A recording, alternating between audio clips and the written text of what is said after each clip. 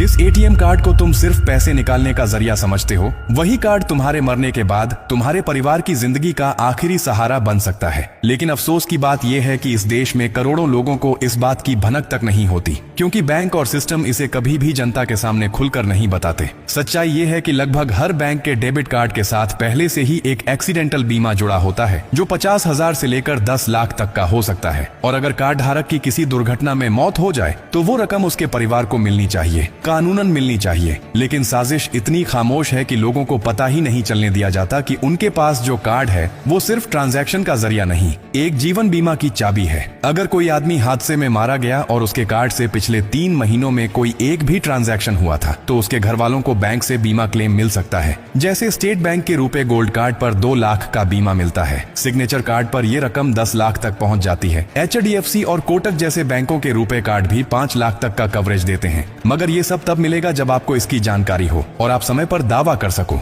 वरना बैंक तो चुप रहता है और सिस्टम उसी खामोशी में तुम्हारा हक निगल जाता है। कभी किसी बैंक ने खुद आकर यह बताया कि आपके नाम पर बीमा है।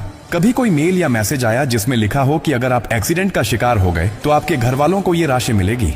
नहीं आया, क्योंकि वो जानते हैं कि अगर आप जागरूक हुए तो उन्हें देना पड़ेगा और अगर आप चुप रहे तो बच जाएगा। इसलिए अब वक्त है खामोशी तोड़ने का। अगर आपके पास रुपए कार्ड है तो आज ही बैंक में जाकर पता कीजिए कि उसमें क्या बीमा है, कितनी रकम कवर होती है और क्या शर्तें हैं। अपने कार्ड से छोटे मोटे लेन देन करते रहिए ताकि बीमा एक्टिव रहे। और अगर आपके किसी परिचित की हाल ही में किसी हादसे में जान गई है तो उनके परिवार को ये जानकारी दीजिए ताकि वो बैंक से अपना अधिकार पा सकें। एक पोस्टमार्टम रिपोर्ट, मृत्यु प्रमाण पत्र, FIR और कार्ड की डिटेल्स के साथ वो बीमा क्लेम कर सकते हैं। ये उनका हक है, कोई एहसान नहीं।